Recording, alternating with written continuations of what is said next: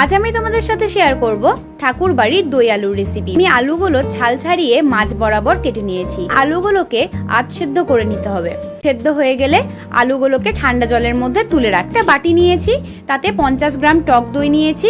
এবার টক দইয়ের মধ্যে দিয়ে দিচ্ছি লঙ্কা গুঁড়ো আর 1 চামচ মতো চিনি। দইটাকে বেশ কিছুক্ষণ ধরে ভালো করে ফেটিয়ে নিতে হবে। আলুগুলো জল থেকে তুলে আধ চামচ হলুদ গুঁড়ো আর পরিমাণ মতো নুন মাখিয়ে নিতে হবে।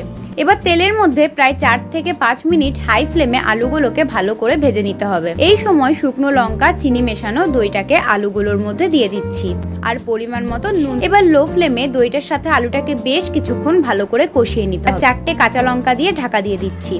আলুগুলো সেদ্ধ হতে আমার মোটামুটি 10 মিনিট মতো সময় লেগেছে। আলুগুলো সরিয়ে নিয়ে মাঝখানে একটু জায়গা করে সেখানে দিয়ে দিচ্ছি আধ চামচ মতো ঘি আর দিয়ে দিচ্ছি 1 চিমটি মতো হিং। এর মধ্যে দিতে হবে ভাজা জিরে গুঁড়ো। ব্যাস, এবার ভালো করে মিশিয়ে নিলেই তৈরি দই আলু।